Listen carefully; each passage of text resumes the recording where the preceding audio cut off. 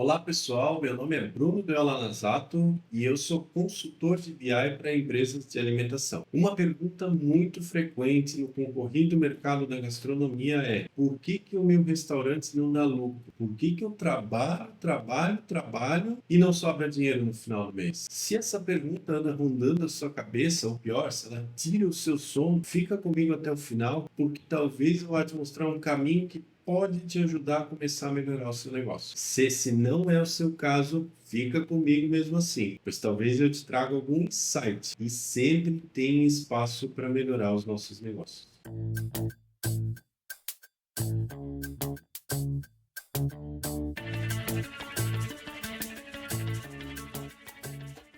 Primeiro de tudo, vamos entender melhor essa questão. Por que o meu restaurante não dá lucro? Essa é uma situação cruel, mas muito comum. Talvez muito mais comum do que você imagina no ramo da gastronomia. E isso acontece pela natureza do nosso negócio. Acima de tudo, a gastronomia é um mercado de gestão complexa, mesmo em um pequeno negócio. Olha a complexidade dessa cadeia de valor. Dentro desse restaurante tem uma indústria. Só pensar toda a produção da cozinha, do bar. Nesse ponto, para um negócio ter uma boa eficiência operacional, é exigido que a gestão tenha um alto nível de controle dos processos de produção, assim como na indústria. Dentro desse restaurante também funciona um comércio. Afinal, compra e venda são rotinas constantes no nosso segmento. E isso me exige um bom domínio em relação à precificação, questões tributárias e de processos de venda. Nesse mesmo restaurante, a gente tem prestação de serviço, que exige que eu tenha uma equipe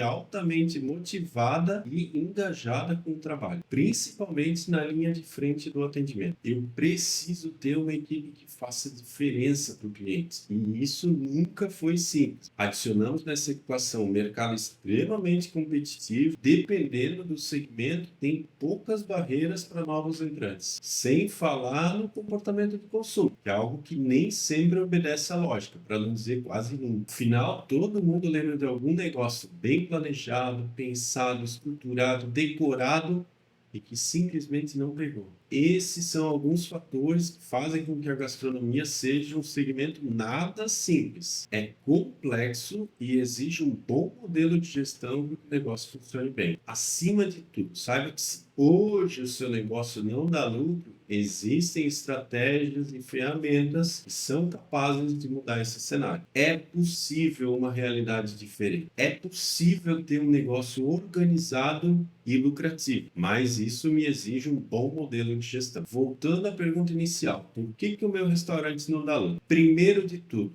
a gente precisa descobrir o real problema. Ou seja, o que está acontecendo que o teu restaurante não dá lucro. Essa é a minha primeira tarefa. Entender o que está acontecendo para daí poder agir. Eu sei que parece óbvio o que eu estou falando, mas muita gente não se concentra aqui. Normalmente a gente simplifica essa resposta, ataca os motivos óbvios e trabalha em cima disso, sem saber se esse é o real problema que está acontecendo. Mas ok, vamos pensar juntos em algumas alternativas de resposta para essa pergunta. Vamos fazer um exercício aqui. Vamos levantar alguns pontos, algumas hipóteses que podem estar causando essa situação. Vamos lá, vamos rapidinho. Primeiro, faturamento baixo. Segundo, precificação errada. Terceiro, custo fixo alto. Quarto, CMV alto. Quinto, muito desperdício. Sexto, baixa satisfação com o produto. Sétimo, atendimento ruim. Oitavo, falhas nos processos de produção. Nono, comunicação ruim. Décimo, cardápio pouco atrativo. Ok, a gente listou aqui 10 hipóteses. Aqui nós vamos se concentrar. Vamos trabalhar um pouco melhor essas perguntas. A primeira hipótese que a gente listou foi faturamento baixo. De fato, essa pode ser uma causa, mas a nossa pergunta não está respondida aqui, porque isso é genérico demais. Atacar esse problema de um jeito tão genérico aumenta muito a minha margem de erro. Exemplo, eu resolvo o meu problema de faturamento aumentando os meus preços, simples assim. Entretanto, eu não sei se o meu problema está exatamente nos preços. E o pior, se o meu cliente estaria disposto a pagar mais pelo produto ou serviço que eu ofereço. E aí eu acabei de piorar a minha situação, porque eu não analisei a fundo qual que é o problema do meu negócio. Então eu preciso de mais uma pergunta aqui. Por que o meu faturamento é baixo? Aqui a gente começa a ver que as respostas que a gente listou, elas começam a se complementar. Afinal, uma precificação errada pode sim estar causando esse faturamento baixo, mas talvez seja baixa satisfação com o produto ou atendimento ruim, que são fatores que estão afetando a volta dos clientes antigos. Posso ainda estar com uma comunicação ruim ou um cardápio pouco atrativo. Isso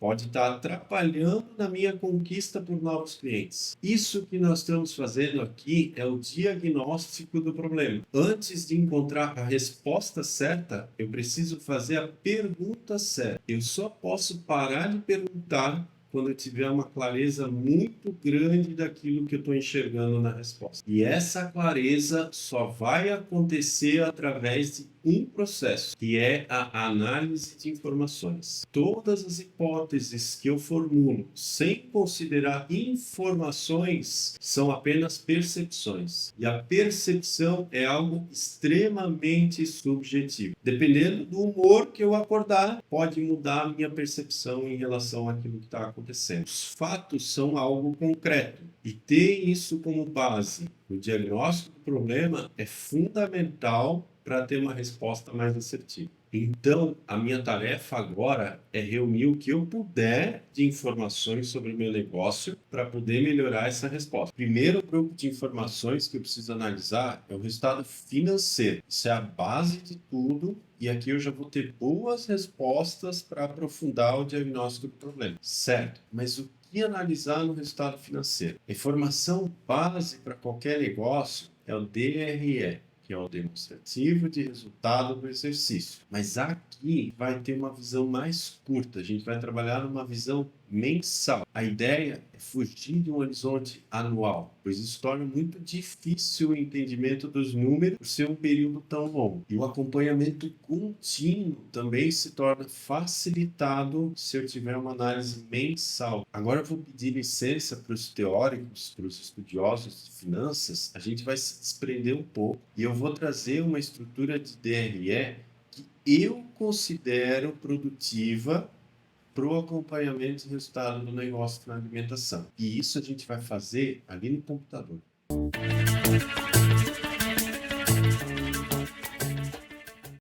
Bom, pessoal, então vamos lá. Qual que é a estrutura da DRE aqui, ó? Minha proposição de estrutura de DRE para acompanhamento do resultado. Receita de vendas, primeira linha, custos variáveis, despesas fixas, e aí a gente tem o resultado da operação. Aqui a gente vê como é que está a saúde da operação. Tá? Depois disso vem os investimentos, as entradas não operacionais, as saídas não operacionais, e aí sim o resultado líquido, o resultado final dessa empresa. Com essa estrutura de informação já é possível ter uma boa ideia do que está acontecendo no negócio. Tá? E agora eu vou mostrar algumas análises como exemplo. Primeiro exemplo aqui para a gente analisar é o cenário hipotético, resultado mensal de determinado estabelecimento.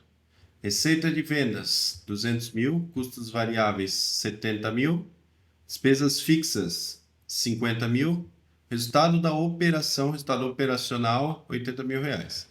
Investimentos, 15 mil, entradas não operacionais, 2 mil, saídas não operacionais, 60 mil, e um resultado líquido de 3 mil reais.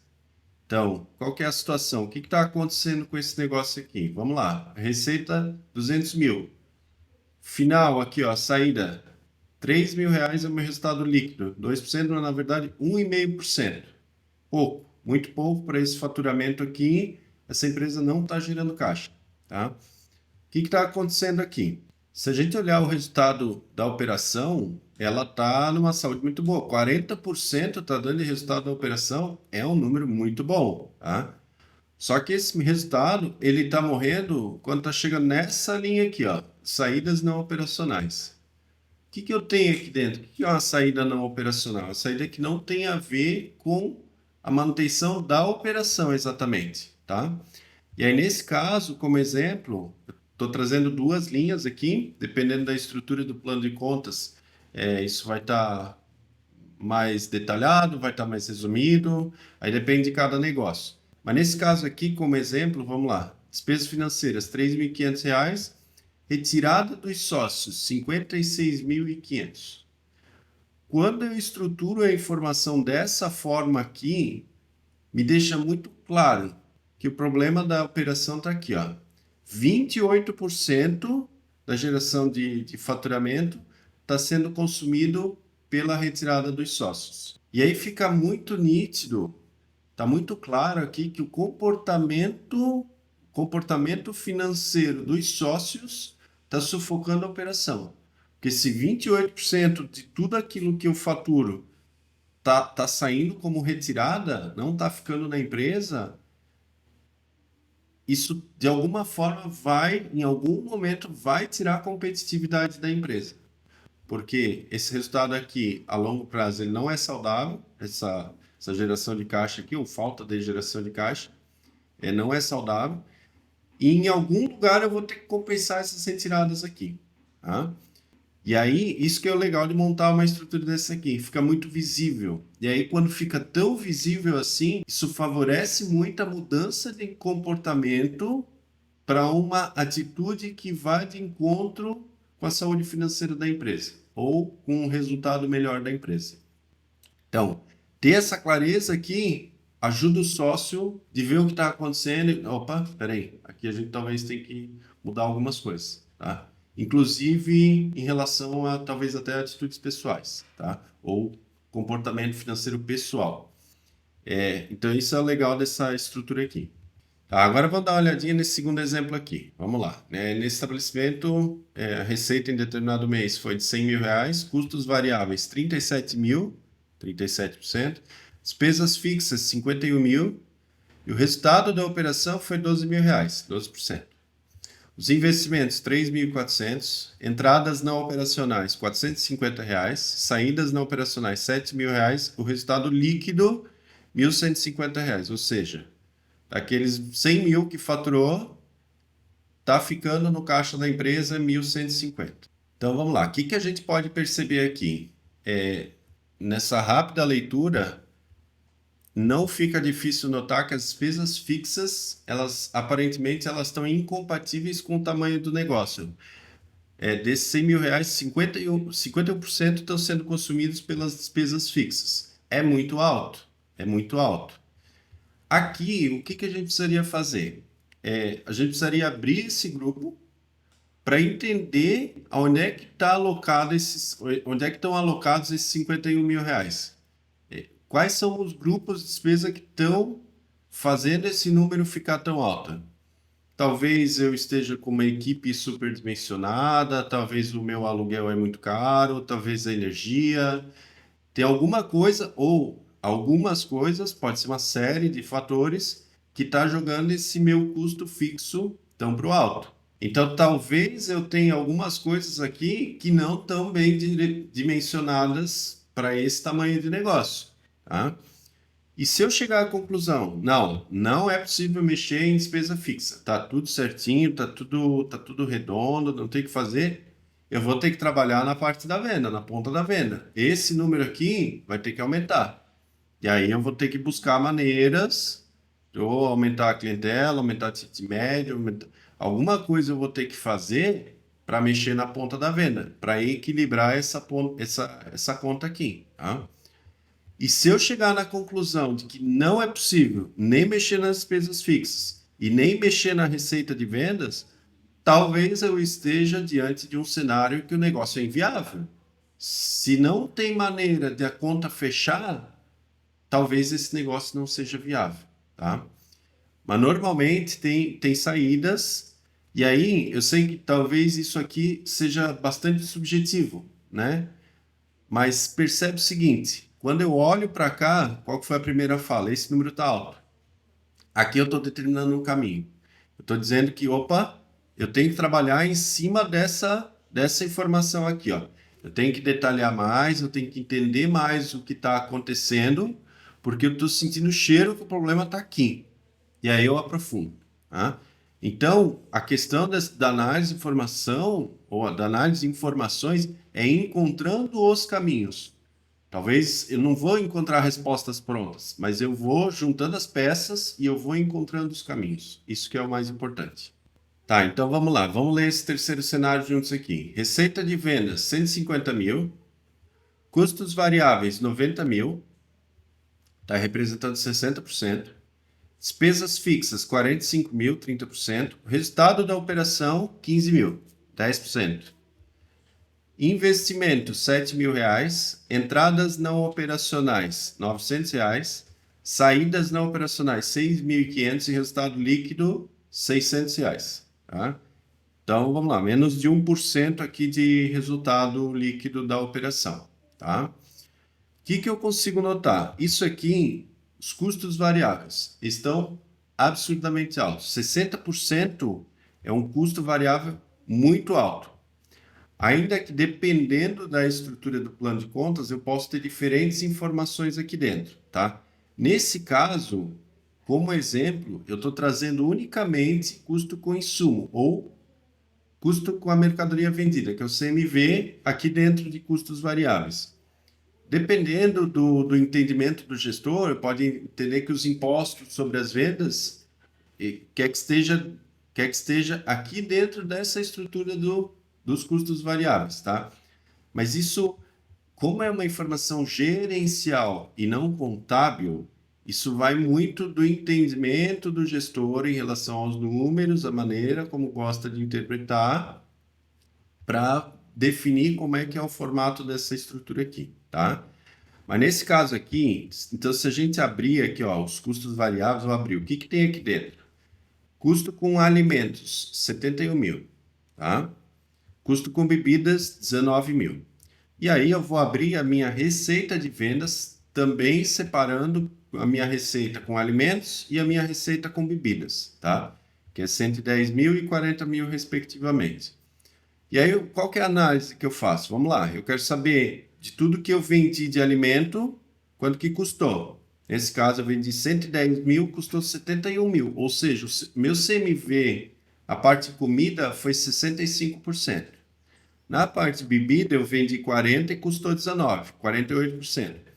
A bebida até está o número que está dentro aqui, tá? Agora, a comida está absurdamente alta. 65% é caos, é completamente fora de controle, tá? Qual que é o número aceitável aqui? O que é um padrão interessante? Isso varia muito de negócio para negócio. Dependendo da proposta, dependendo da agregação de valor, depende do modelo de gestão, tudo isso vai influenciar, mas assim, o número base é de 25% a 35%, tá? Mas pode variar bastante em relação ao modelo de cada negócio. Então, assim, mesmo com essa variação, 65% está absurdamente alto. Então, eu vou precisar agir em cima disso daqui, tá? E não necessariamente isso pode ser um problema com os custos ou com as compras, por exemplo. Pode ser que a minha precificação está errada, pode ser que eu estou cobrando muito barato, pode ser que o meu desperdício na operação esteja muito grande. Aqui eu precisaria aprofundar, continuar acompanhando esse número e entendendo o que eu estou mexendo que está afetando esse resultado. Sempre tentando puxar ele para baixo, tá? Mas o que é legal nesse cenário aqui? E talvez você vendo esses números aqui, está vendo um cenário terrível. Eu já consigo enxergar um cenário de uma grande oportunidade para ganhar dinheiro. Por quê? 65%, como eu falei, é fora de controle. E aí o que acontece quando eu tenho uma situação caótica, assim, uma situação fora de controle? Normalmente, as primeiras ações que a gente faz em cima disso daqui já trazem resultado. Não vou dizer que é simples, não vou dizer que é fácil, mas o caminho para conseguir ter mudanças nesse número, principalmente no começo, ele é mais curto, tá? Do que quando eu tenho um número que aqui já está muito próximo do ideal, para melhorar esse número já é muito mais difícil, já é muito mais complexo.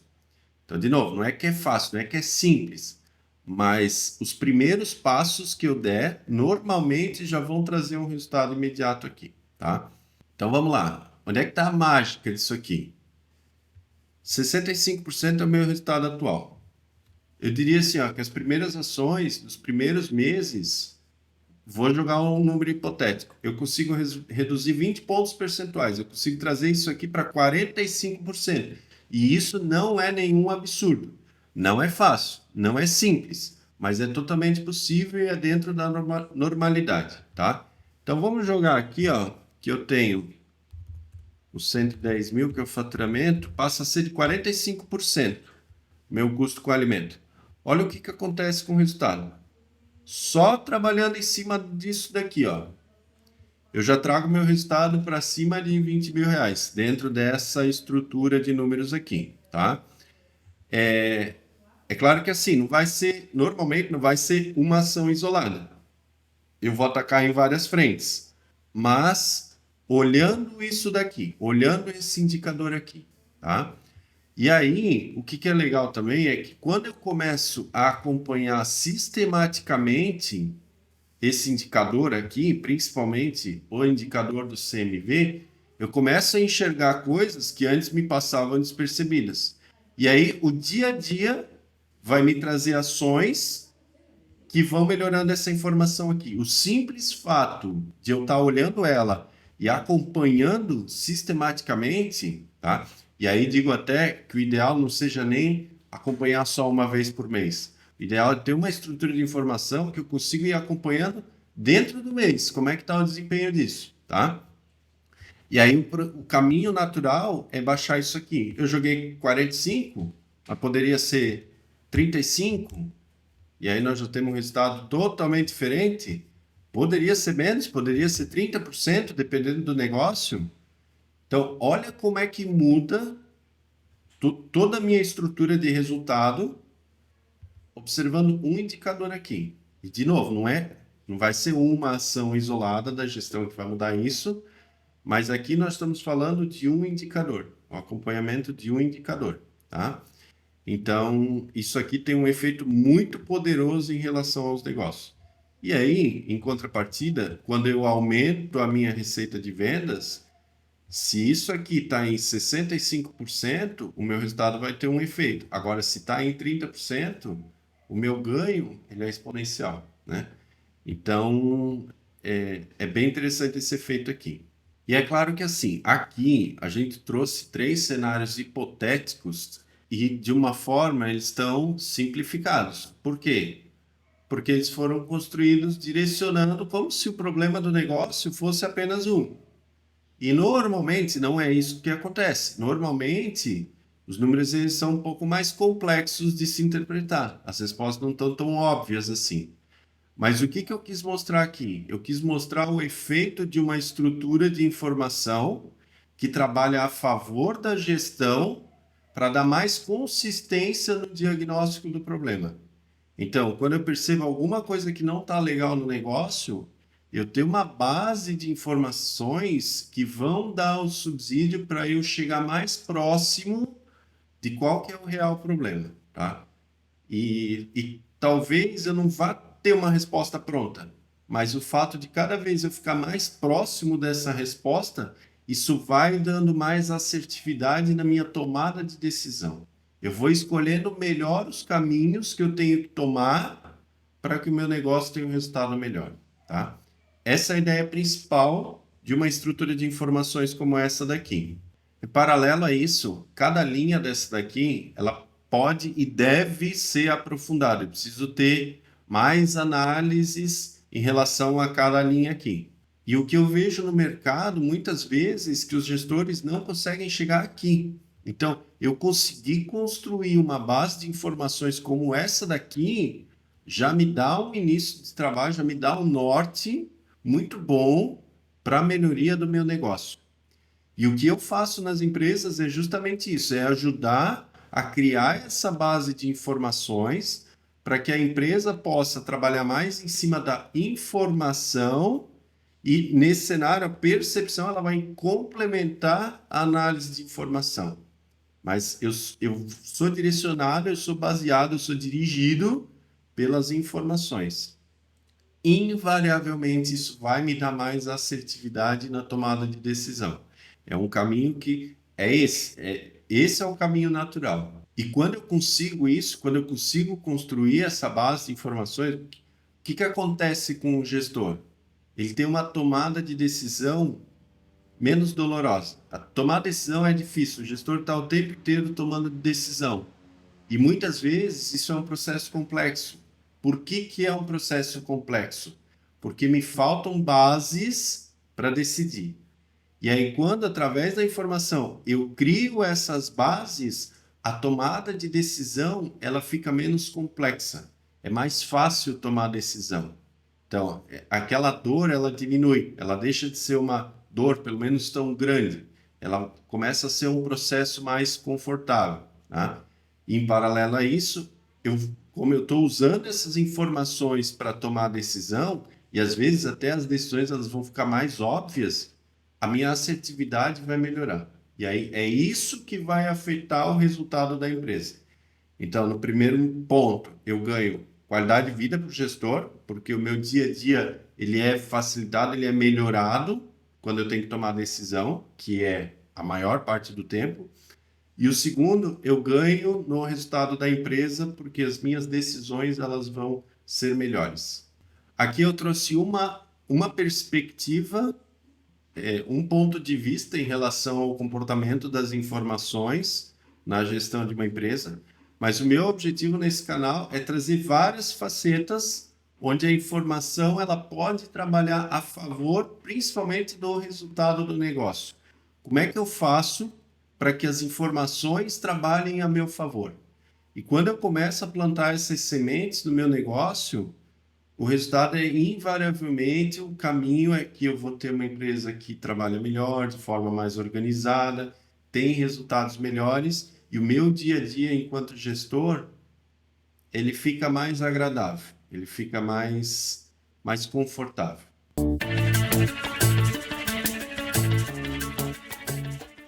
Se você acha que esse conteúdo te ajudou de alguma forma a melhorar o teu modelo de gestão, ou melhorar a tua empresa, manda um feedback aqui para mim, deixa um joinha, deixa um comentário. Pessoalmente, isso me traz muita satisfação. Vou gostar de saber que esse conteúdo pode ter ajudado alguém. Obrigado por ter assistido esse vídeo até o final, hein? Abraço!